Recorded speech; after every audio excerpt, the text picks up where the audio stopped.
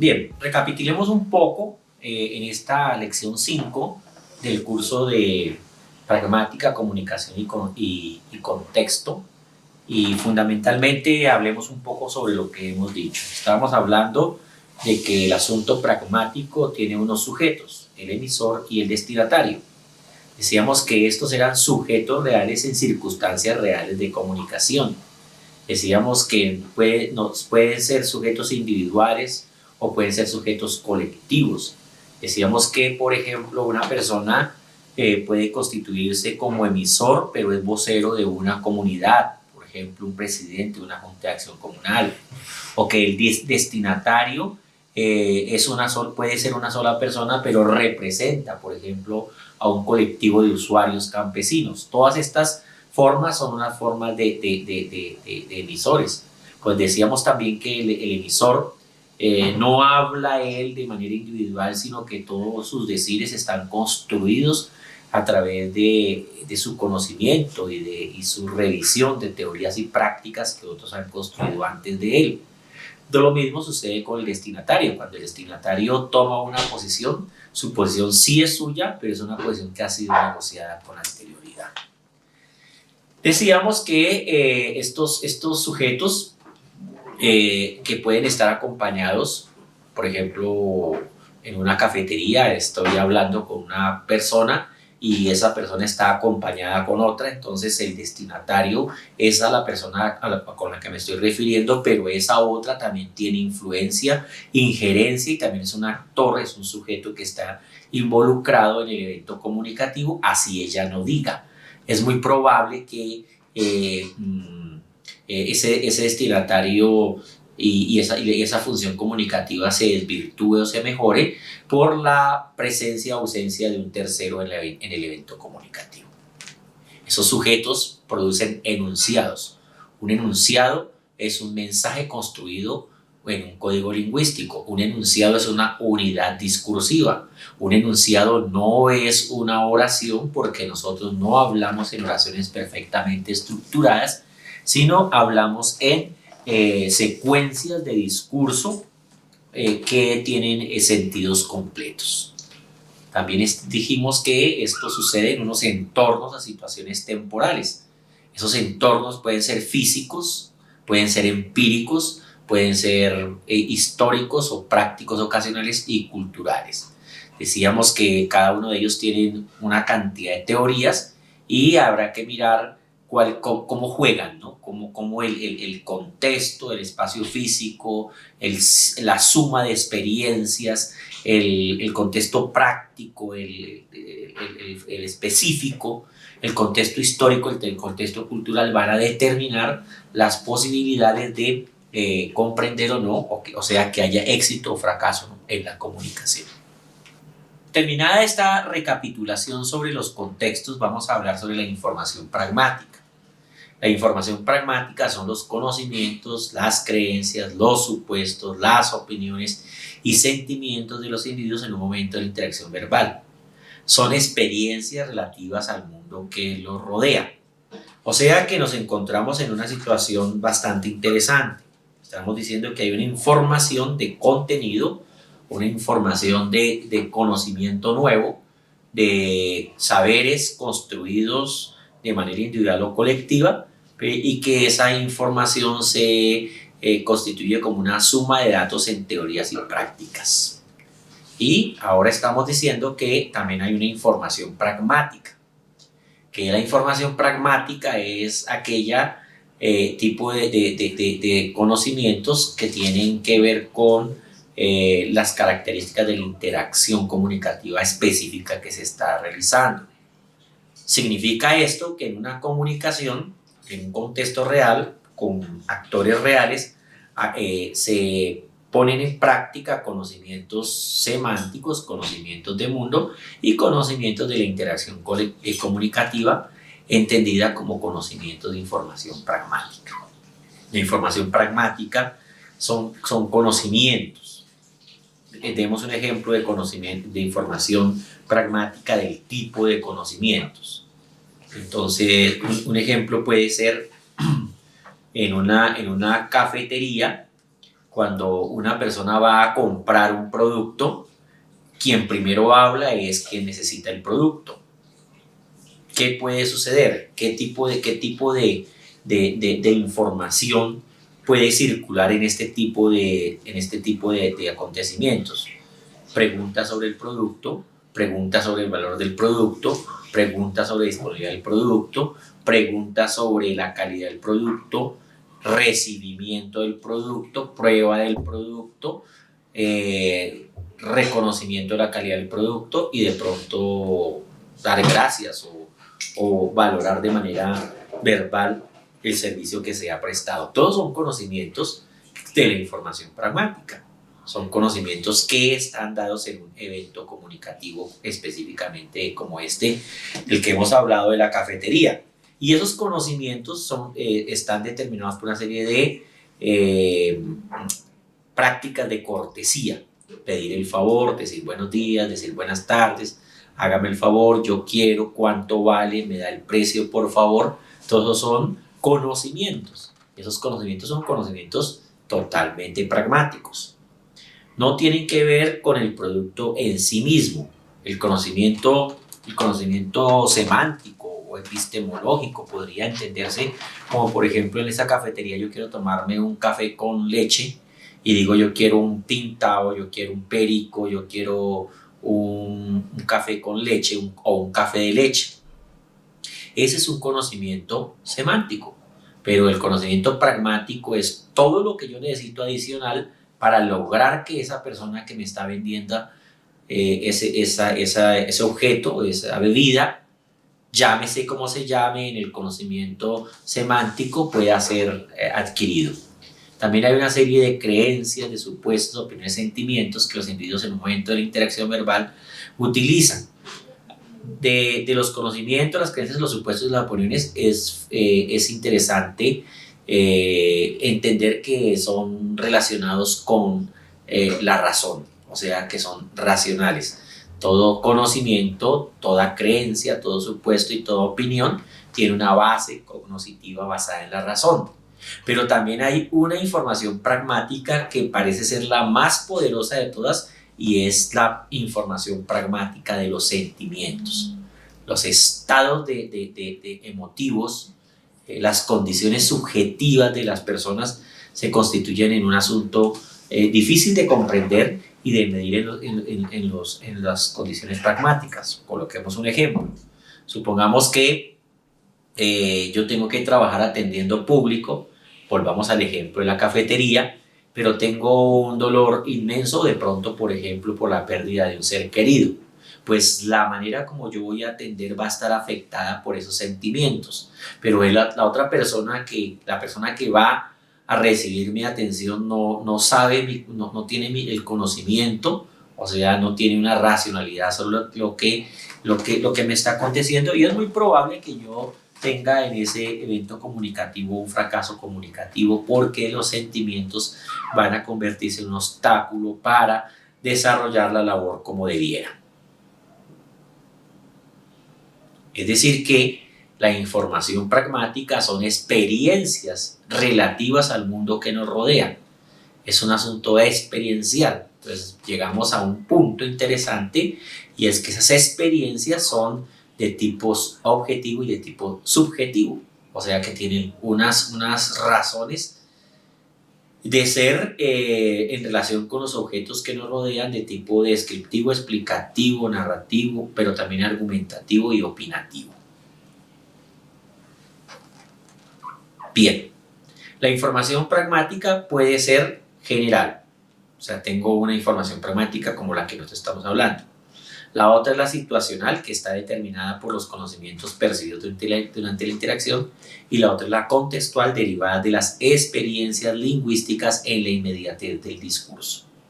Cuando se habla de información pragmática contextual, no es ya en esos contextos de los que hablábamos anteriormente, que son como externos a la enunciación, sino estamos hablando del contexto que se va construyendo en la interacción comunicativa. Esto tiene que ver mucho con mantener el hilo de la conversación, cambiar de tópicos. De pronto estamos hablando de un asunto en general y la conversación se desvía hacia un tópico en particular, o de pronto desde un tópico en particular se lleva a un asunto general, o de pronto estamos definiendo y vamos a los ejemplos. Todas esas son informaciones pragmáticas contextuales, o sea, informaciones pragmáticas que se van construyendo en el devenir de la conversación. Y bien, allí entra otro factor que es la intención. Toda acción comunicativa tiene una intención. Los ejemplos que hemos colocado, la intención es pedir un café, saciar la sed, tomar algo caliente. La intención la intención es subjetiva, es individual, ¿cierto? Le pertenece inicialmente al emisor, pero después de que ha sido comunicada, ha sido socializada con el receptor. Y el receptor entonces entiende o no la intención. El juego pragmático está en que lo que nosotros decimos tiene dentro de sí una intención. Y el juego consiste en que muchas de las intenciones de lo que decimos no están develadas, no están explícitas, que las intenciones están soterradas, escondidas, guardadas, están tácitas. Y las formas que utilizamos para lograr nuestros propósitos o nuestras intenciones en los discursos utilizan otros mecanismos que no son mecanismos puramente lingüísticos. La intención funciona como principio regulador de la conducta, que obliga al hablante a usar los mejores medios para alcanzar sus fines. Vamos a trabajar sobre este concepto. La intención funciona como principio regulador. ¿Qué quiere decir? Que todo el discurso está determinado por las condiciones que tiene la intención. Mi intención es tomar el café con leche. La intención de que vende es acabar con los productos, que se agoten los productos. O sea que mi intención en ese evento comunicativo cafetería es relacionante y directamente interactivo. Lo que yo busco concuerda con lo que el sujeto que está en la interacción comunicativa desea. Por lo tanto, es muy probable que ese juego de realidades logre que se alcance los propósitos intencionales de cada uno de los sujetos de la enunciación. La intención regula, o sea que la intención establece los contenidos y las formas de la enunciación. La intención obliga. La intención obliga. ¿A quién obliga la intención? Obliga tanto a quien emite como también al interlocutor.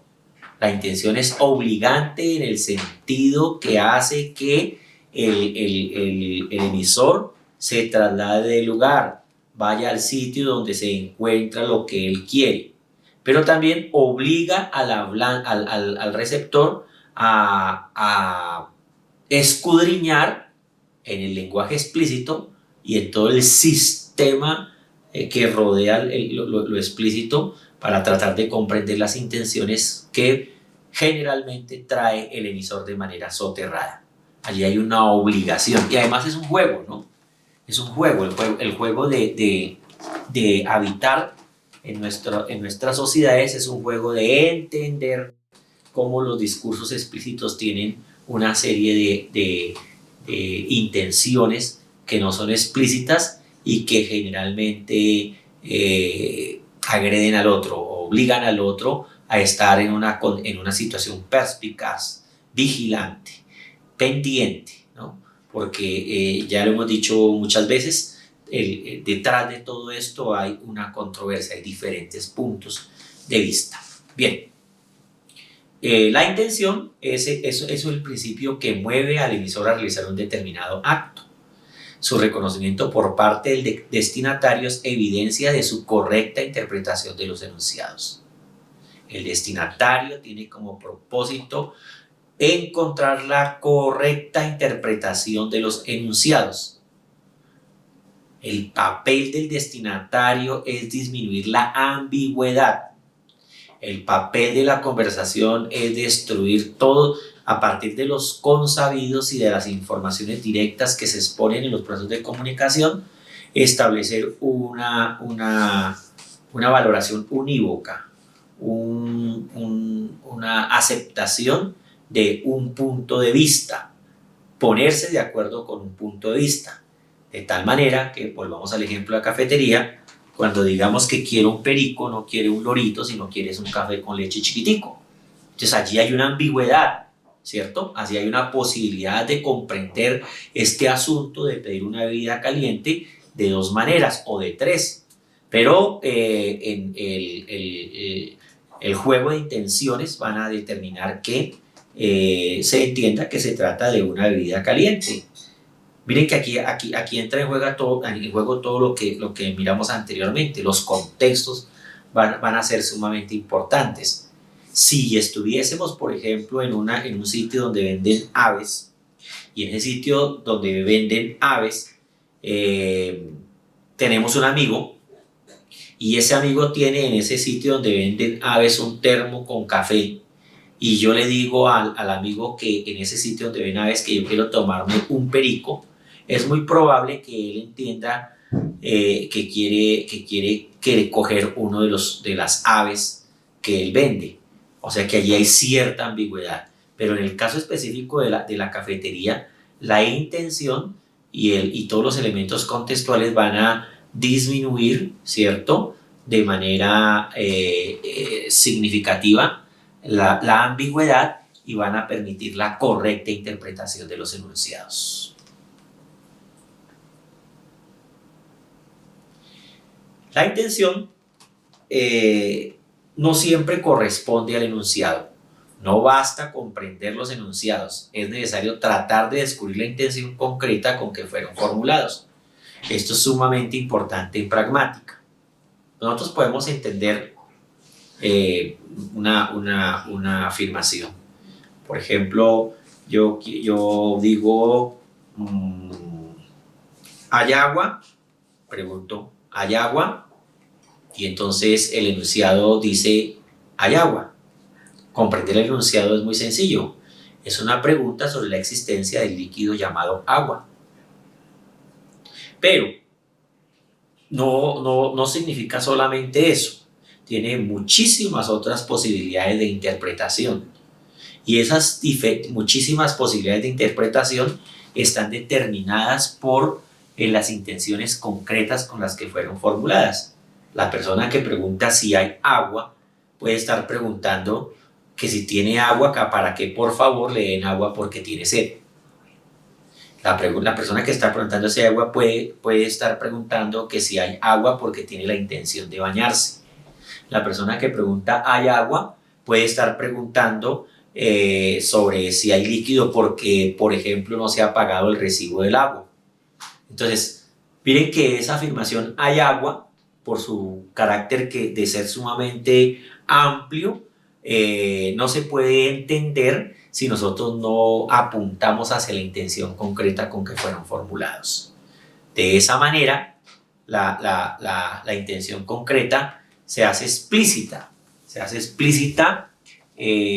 con base en la solicitud de argumentos o de explicaciones que amplían, que especifican los contextos y que le permiten al interpretante comprender esa intención concreta con que fueron formulados. Este asunto es sumamente importante, lo repito. No basta con comprender los enunciados, es necesario tratar de descubrir la intención concreta con que fueron formulados. Buscar la interpretación concreta, buscar la intención concreta con que fueron formulados es un proceso de inferencia, es un proceso de interpretación. Requiere de ir, por ejemplo, en lo verbal, a la pregunta. Es muy probable que ese sujeto al que se le pregunta ¿hay agua?, le puede responder sí hay agua, ¿quiere tomar un vaso con agua? Puede decirle sí hay agua, ¿se quiere bañar? O puede decirle sí hay agua, sí se pagó el recibo. ¿Cómo se responde? Pues habrá que establecer el juego o reconocer el juego, la dinámica de los asuntos pragmáticos. Bien, lo que estamos entendiendo es que la pragmática es una relación social. Y la relación social, toda relación social es gradada, o sea, está determinada por procesos de cercanía o lejanía, de intimidad o de lo público. Esas formas de las relaciones sociales están determinadas por la interacción, por los grados de poder, por los tipos de eventos, por los públicos y por los registros. Miremos cada uno de esos elementos. La relación social.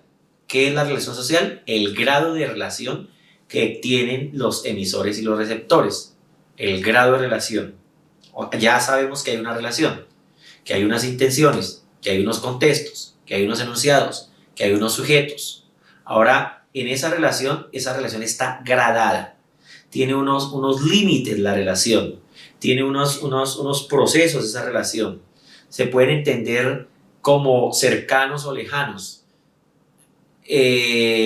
determinados por el más poder o menos poder, determinados por el tipo del evento comunicativo, determinados por las condiciones públicas o privadas o por las relaciones informales y formales. Caracterizar el grado de relación será importantísimo en una comprensión pragmática y podrá facilitar lo que decíamos anteriormente de comprender la intención concreta, porque la intención concreta va a estar condicionada por este tipo de interacciones sociales. Miremos ejemplos de cada una de ellas. Cercanía y lejanía. En cercanía y lejanía, volvamos al ejemplo de tomar agua. Es muy probable que una persona, que el evento de preguntar aguas para saber si se pagó o no el recibo del servicio público está determinado por una relación social de cercanía. Yo no puedo llegar a una casa que desconozco a decir hay agua y me puede decir allá en la casa no hay agua porque no se ha pagado el recibo. Esa no es la respuesta que yo espero, porque la interacción social no tiene cercanía. Pero si esa persona que solicita saber si hay agua es quien paga el recibo, entonces ahí hay una relación de cercanía y va a determinar o facilitar la comprensión del enunciado que se está emitiendo. Lo mismo sucede con las relaciones de lejanía. Las relaciones de lejanía requieren de mucho más poder pragmático. Toda interacción social trata de disminuir la lejanía social. Cada vez que se establece una conversación, lo que se está haciendo es trayendo a mi espacio, no íntimo, pero sí una relación mucho más cercana a algo que desconozco. Siempre será de esa manera. Y entonces ya, una vez se trae, entonces el juego de la cercanía y la lejanía está en mantener ese tipo de distancia. Una distancia que no sea tan lejana que me impida conocer las características del sujeto con el que estoy entablando la conversación, pero tampoco una cercanía que sea tan íntima que agreda mis espacios subjetivos básicos.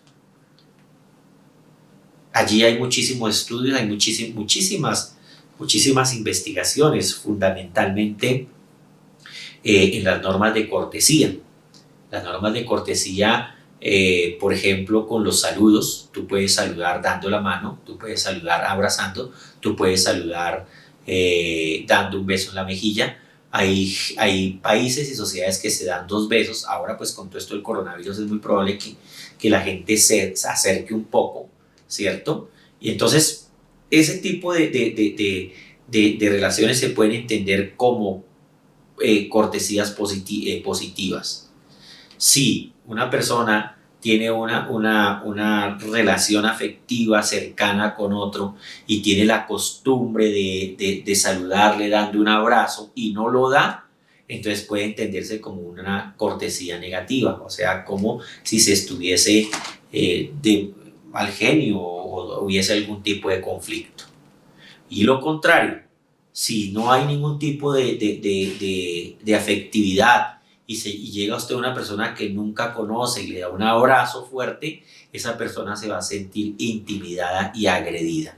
El grado de relación social es sumamente importante en la comprensión de los estudios pragmáticos. Y esto es sumamente importante para ustedes como investigadores en sus proyectos de grado, porque el grado de intimidad, el grado de cercanía y lejanía va a constituir metodologías para la recolección de los materiales. No es igual un dato recogido a una persona o un testimonio, una entrevista que se le haga a una persona con la cual nosotros tenemos cierto grado de afectividad, no va a tener la misma información que puede tener una entrevista o un testimonio que se toma al azar o que se toma de manera eventual por personas que se desconocen. Entonces miren que en las relaciones sociales la cercanía y la lejanía constituyen. La cercanía absoluta me hace partícipe de ese colectivo social y es muy probable que yo no entienda porque estoy inmerso en esa realidad, ¿cierto? Que me constituye y además deviene en mí, es capaz que no entienda los procesos sociales que estoy viviendo. Pero una lejanía también, una mirada de lejos puede ser bastante estereotipada y bastante peligrosa. Quiere decir esto que la relación social cercana y lejana debe estar gradada, debe estar determinada, y pues habrá que establecer esos mecanismos de la gradación. Entonces, por ejemplo, un grado de cercanía y lejanía puede ser el parentesco. Sería un indicador. Habría que establecer cómo gradarla, ¿no? Porque cómo decimos es que la relación social es cercana o lejana. Entonces puede decir, bueno, una forma de gradar la relación es el parentesco. Y entonces hay grados de parentesco, ¿cierto? Primer grado, segundo grado, tercer grado. Creo que es lo que se usa en las sociedades. Se entiende, por ejemplo, relaciones cercanas de primer grado entre padres e hijos, relaciones cercanas de segundo grado entre familias mucho más amplias, y así hasta irse olvidando. Sobre eso hay teorías también sobre el parentesco, ¿no? Igualmente se puede tener como un indicador de cercanía, por ejemplo, el rol y el estatus que se juega en una institución social. Es probable, ¿cierto?, que la mayor cercanía sea entre sujetos que cumplen el mismo rol.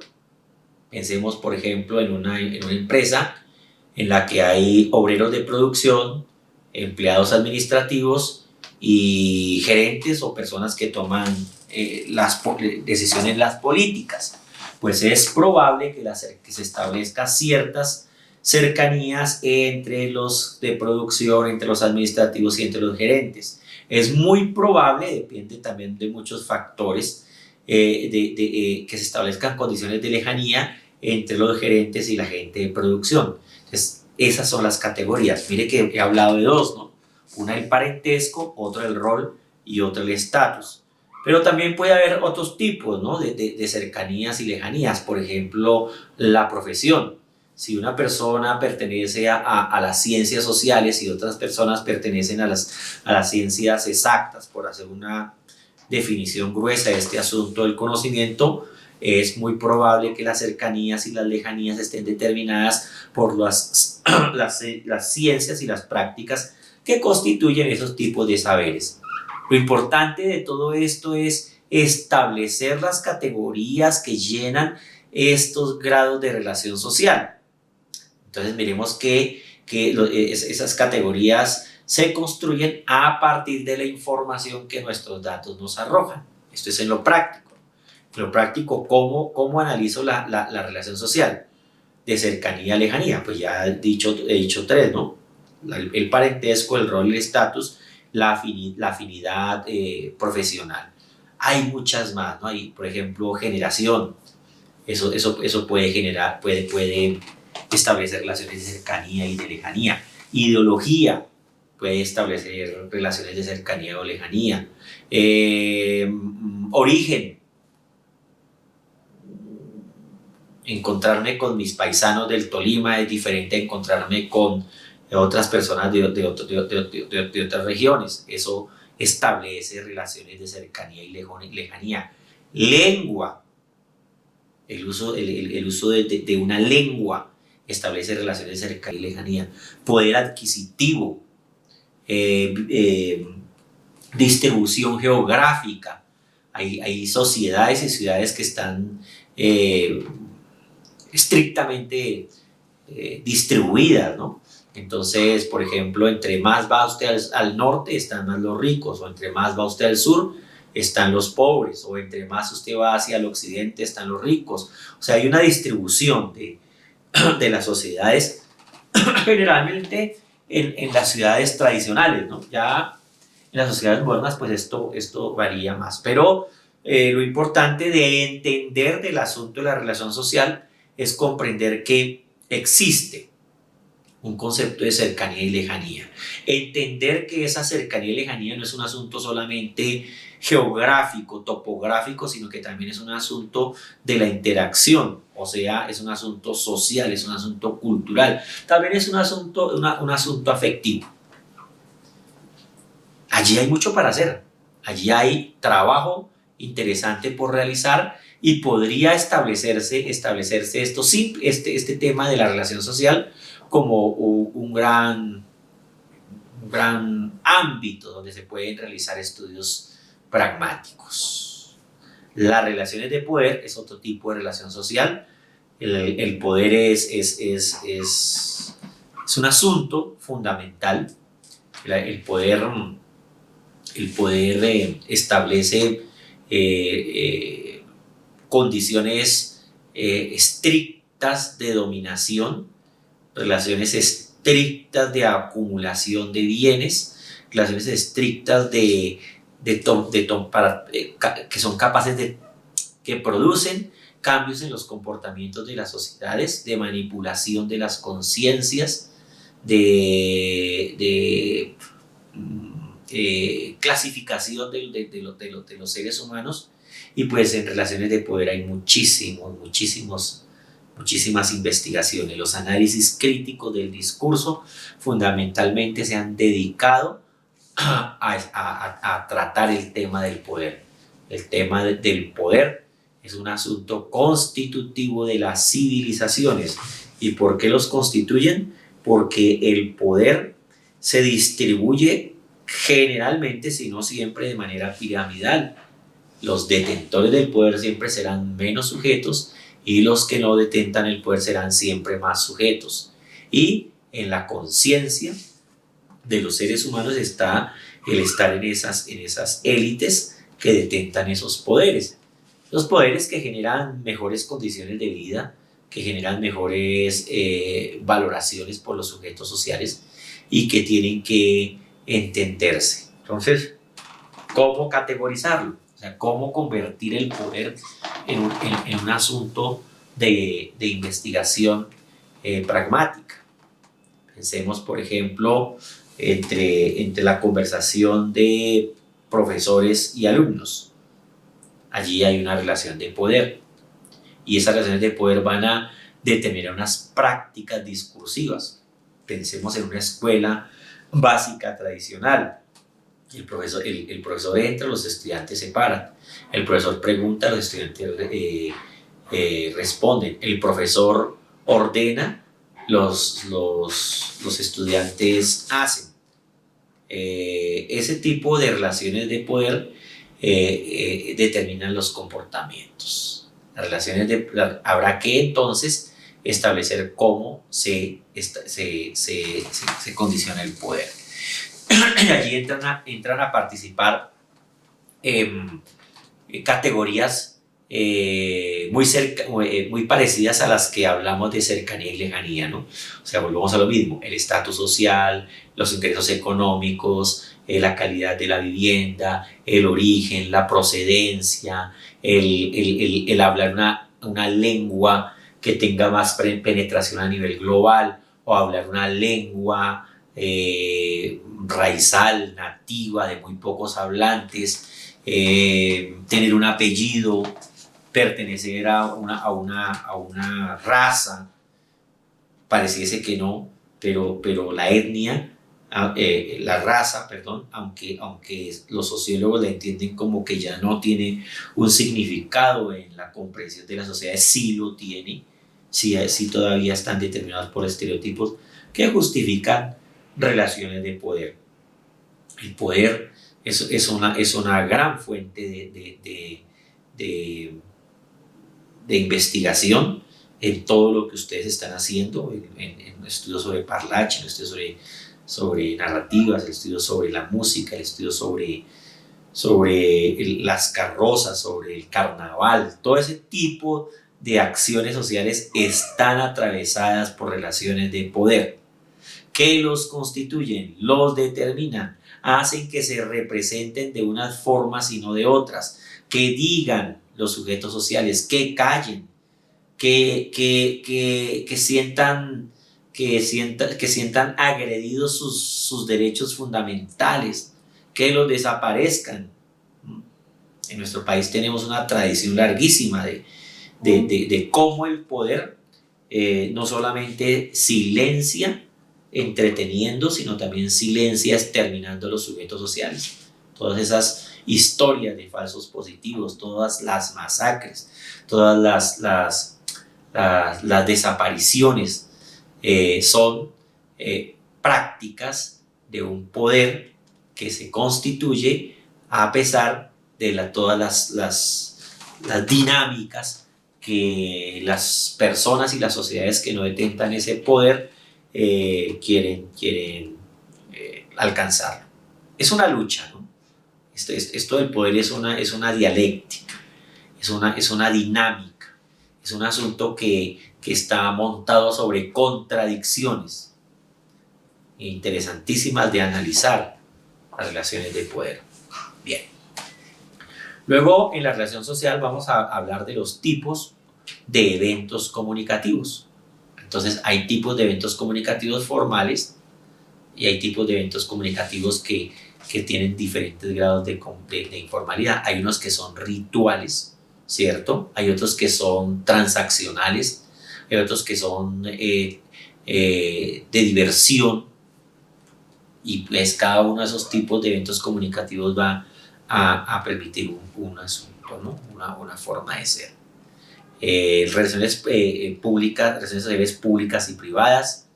Lo público y lo privado es un asunto sumamente interesante en la modernidad, porque estamos viviendo una sociedad que cada día más está exponiendo lo privado como si fuese público, y eso es una contradicción porque no quedan espacios de la intimidad para los sujetos, todo se convierte en público. Eso está sucediendo con las redes de comunicación.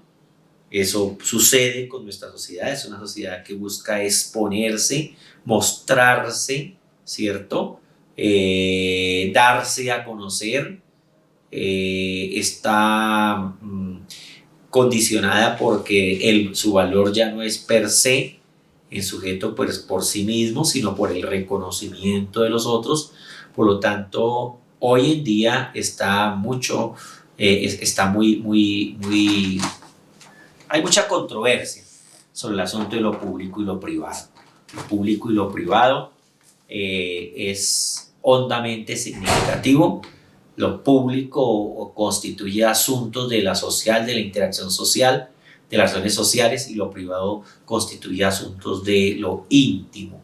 Cuando lo íntimo se convierte en público, lo íntimo se convierte, pierde su razón, se banaliza, pierde su poder que está dado en eso que yo hago en mi intimidad. Ahora, cuando lo coloco en público, entonces ya se convierte en un asunto de mercancía, se deshumaniza, se convierte en un asunto de reconocimiento no por su valor esencial, sino por el precio que le puede pagar a aquellos que le ven. Eso es un asunto sumamente importante. El asunto de las músicas, el asunto de las carrozas y del carnaval están puestas sobre eso, ¿no? Sobre lo público y lo privado. En las músicas los sentimientos son privados y cuando se convierten en músicas tradicionales, entonces esas anécdotas o ese juego de realidades se convierten en públicos. Mucho de eso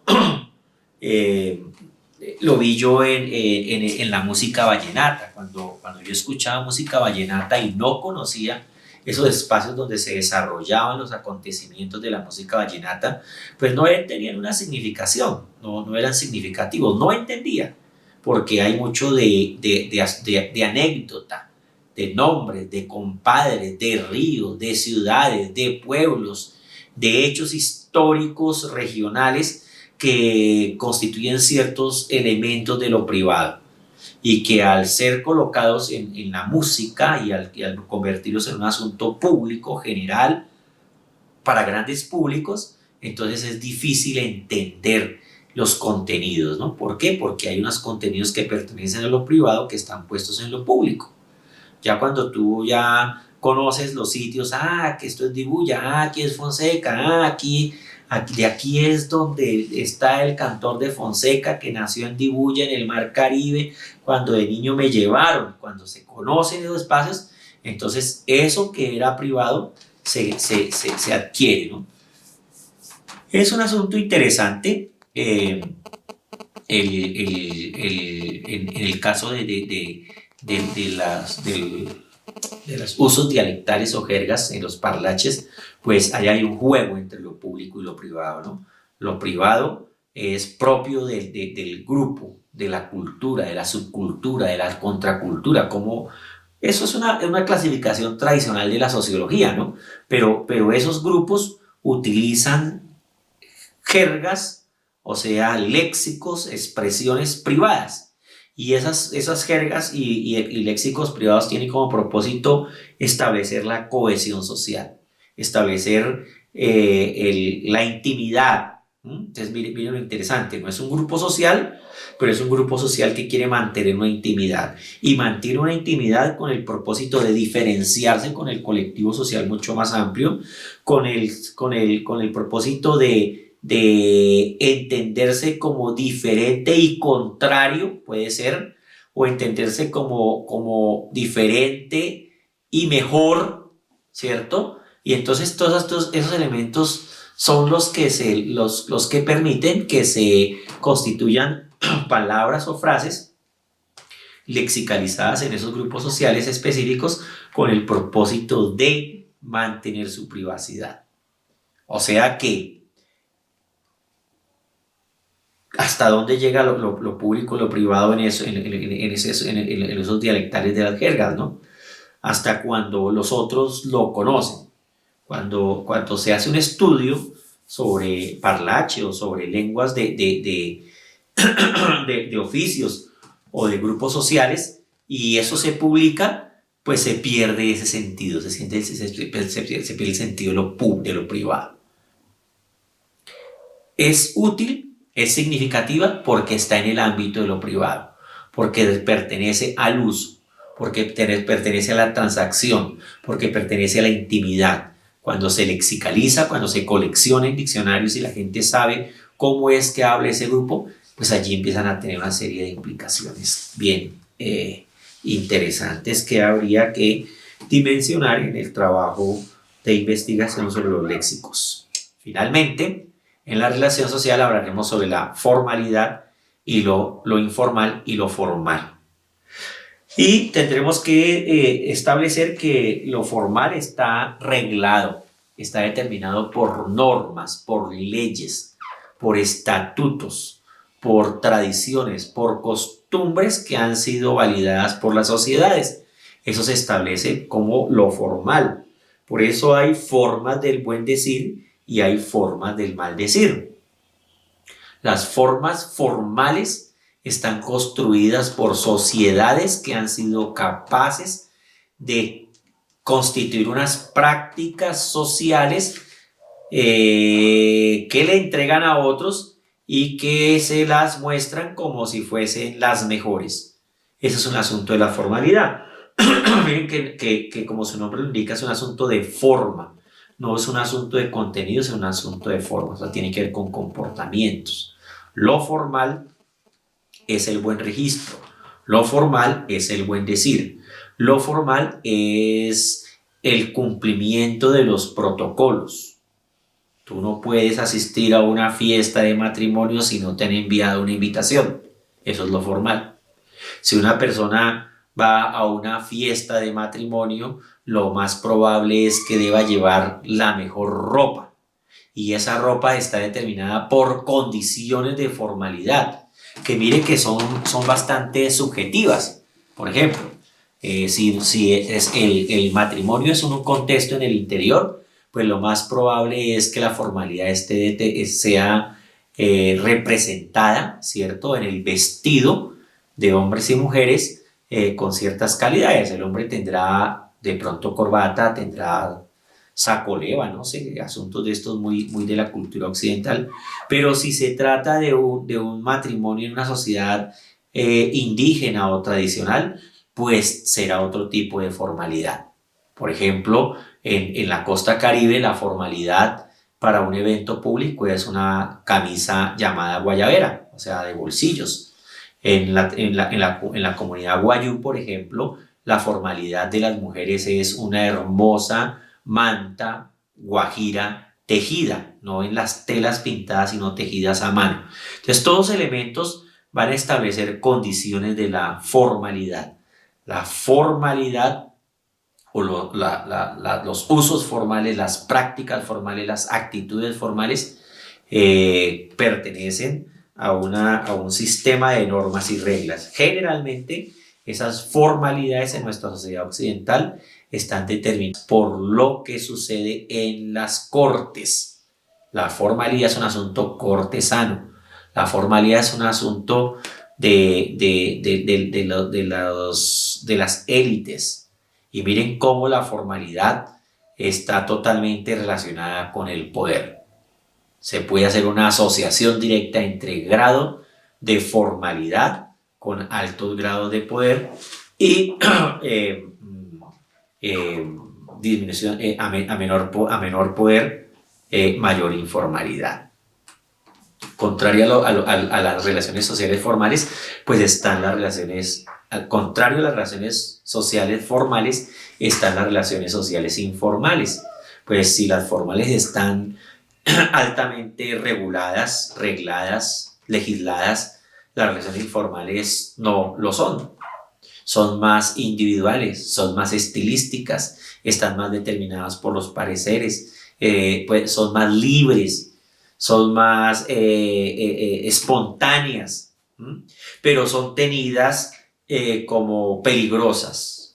A medida que se establecen los grados de formalidad, son más predictivas las sociedades, en cuanto que las sociedades informales son menos predictivas, son más difíciles de controlar y en ella el poder no accede. Pensemos, por ejemplo, en la economía.